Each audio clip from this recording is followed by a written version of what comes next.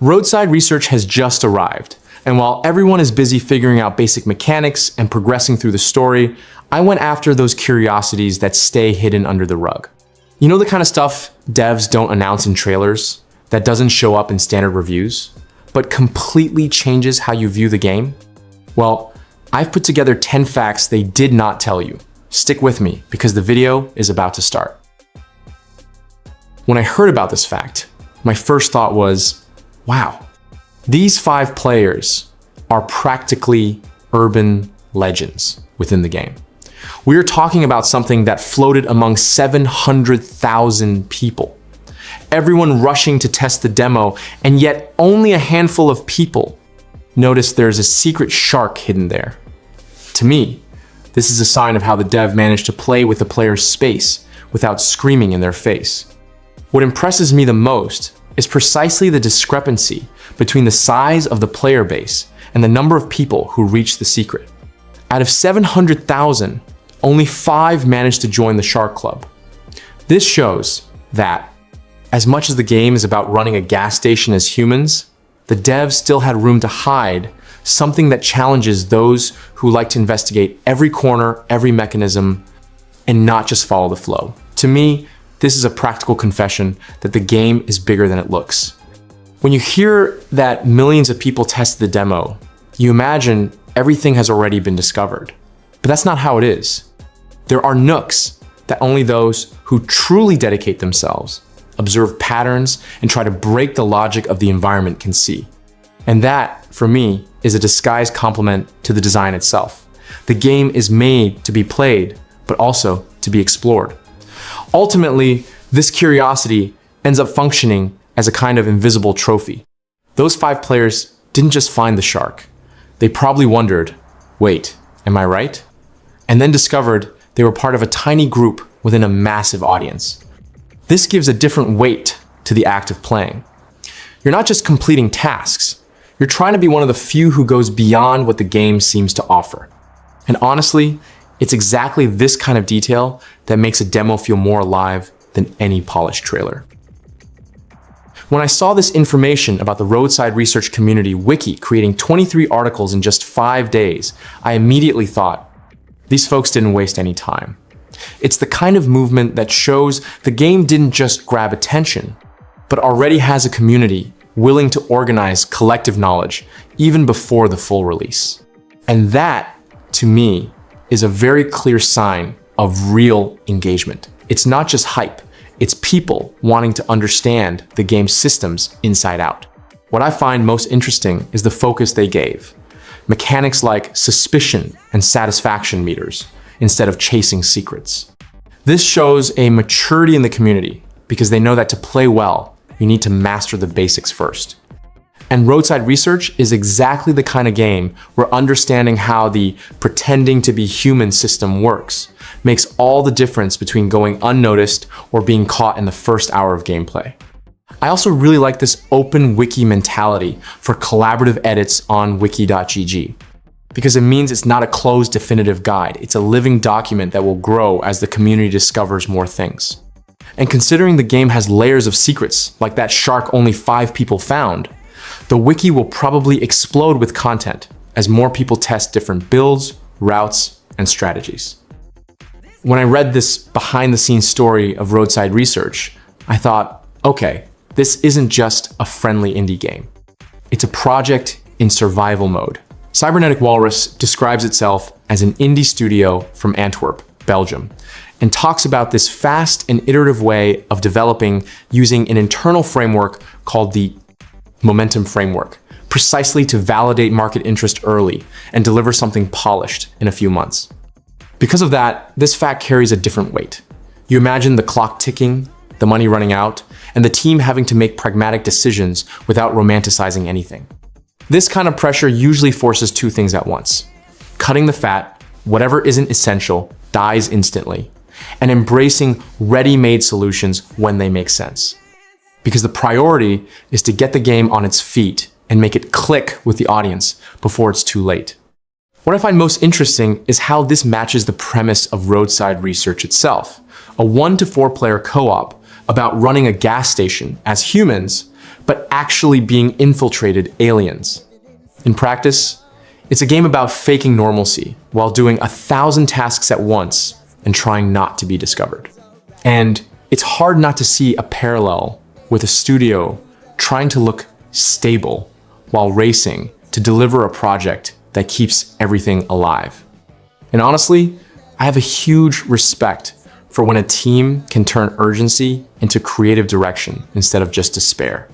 When a studio openly says they work with fast iteration and validation in a few months, I already imagine a development with lots of testing, lots of cuts, and that feeling of, this needs to be fun right now.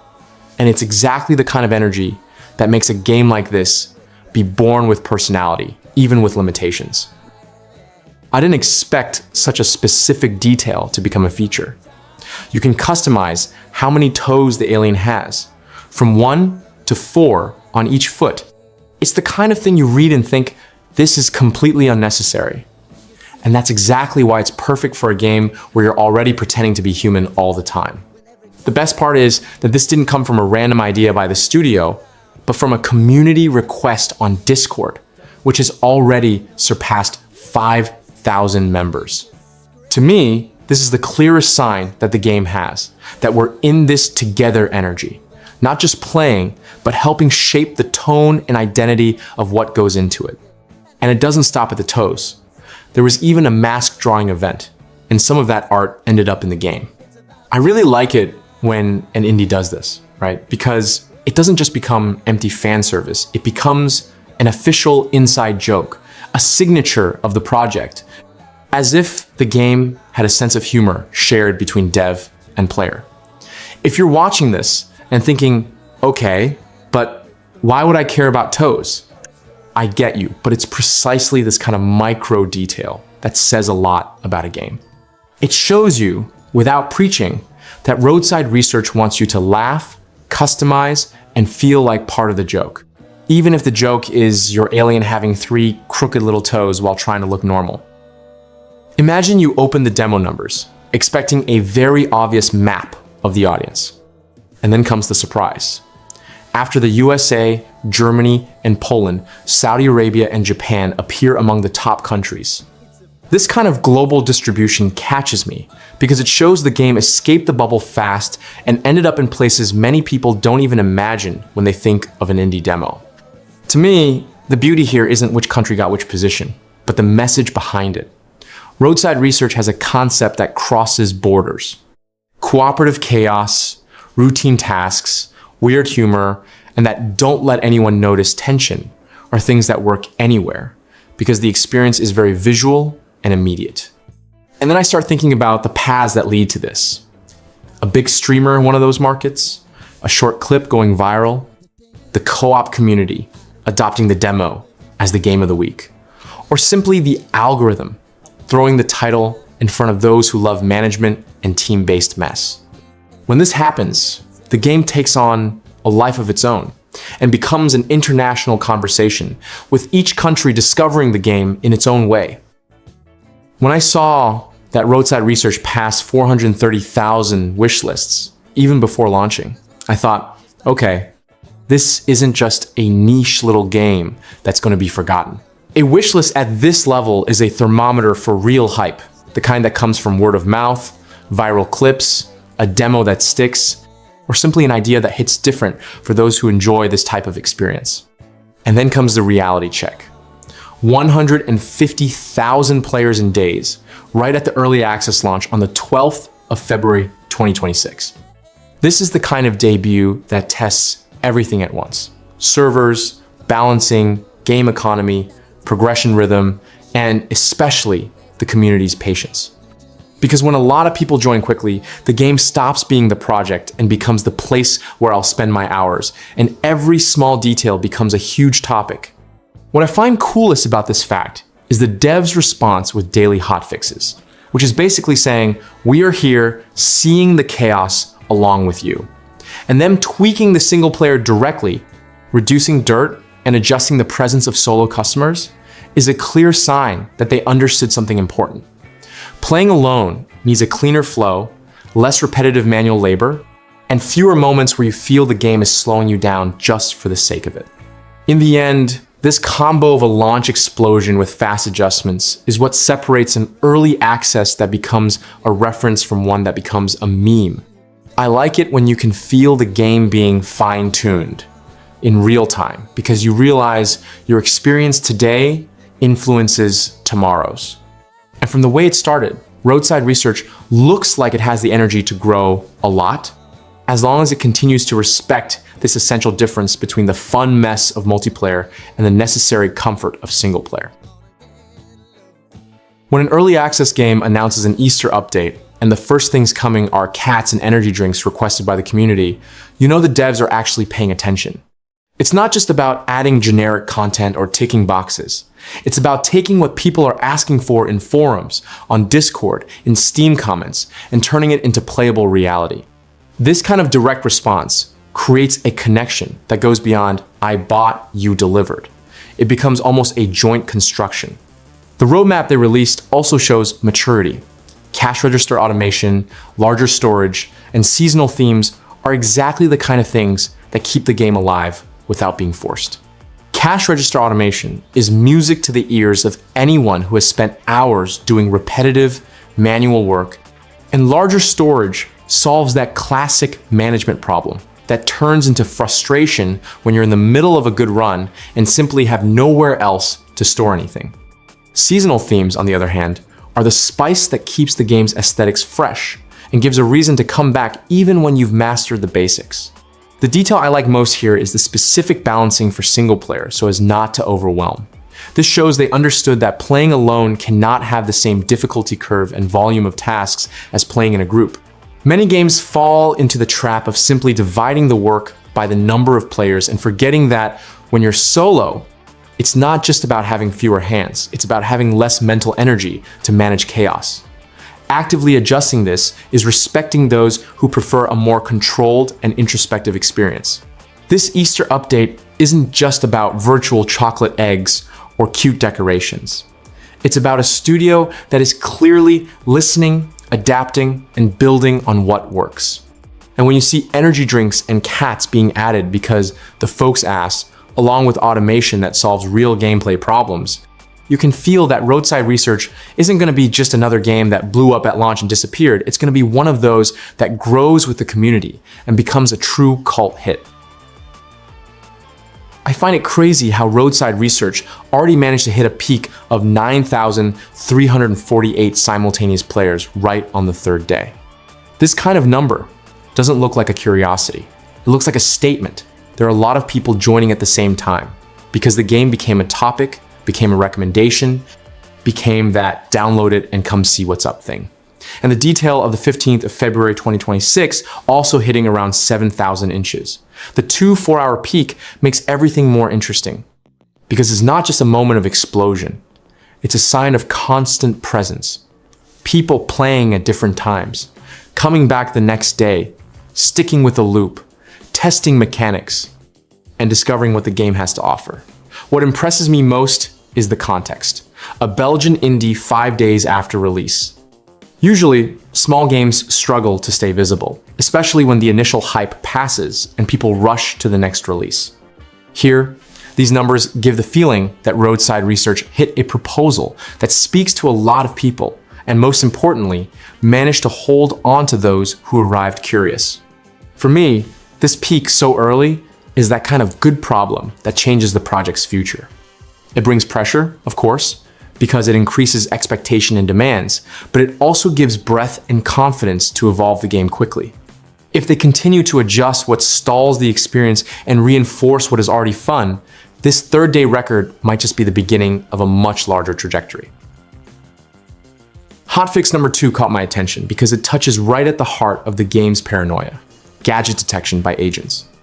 When I read that the government now ignores alien tech more and starts focusing on goop and visual evidence, I felt they were trying to make the threat more readable and less unfair, you know?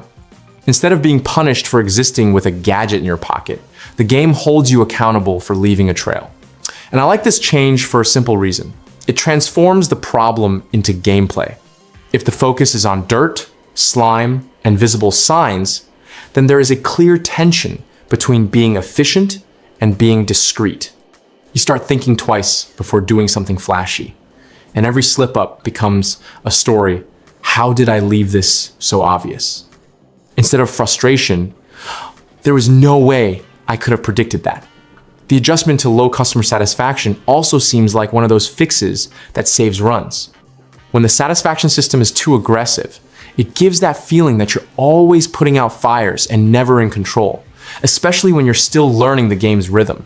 If they calibrated that, it's probably to make the loop more enjoyable and less punishing at the beginning. And speaking of punishing single player, I'm relieved when devs recognize this and actually do something. Solo play needs to be challenging, but it shouldn't crush you with demands designed for a team, because then it's not difficulty, it's exhaustion. This hotfix gives the impression that Roadside research is finding a better tone, fairer danger, clearer feedback, and a solo experience that doesn't feel like a punishment marathon. Roadside research being at 86%, very positive, with only 629 reviews, gives off a vibe of a small game, but with truly passionate people speaking loudly. It's that kind of Steam page you open and think, okay, this didn't go viral for everyone, but those who played seem to have left satisfied. Then you read why people like it, and it makes sense. The game itself sells as chaotic solo or co-op fun, meaning it accepts that playing in a group will turn into a mess and turns that into part of the charm. To me, it's the best kind of chaos. When the mess isn't a flaw, it's the spice that creates a story for you to tell later. But the praise isn't just, haha, so funny with friends. There's also the satisfying simulation with tasks like cleaning, cooking, and restocking that loop of keeping everything running that gives pleasure when the feedback is good. I like it when simulation has this therapeutic side, because then the co-op becomes a choreography. One person rushes to fix problems, another tries to keep the operation minimally human. And the early access price detail closes the curiosity, looking like a safe bet. On Steam, the game appears with a 10% discount and a price of US $11.69. It's exactly the kind of value that makes many people give it a chance without fear. And if the experience truly delivers this cooperative chaos with satisfying simulation, you can understand why the post-launch average stayed so high, even with few reviews.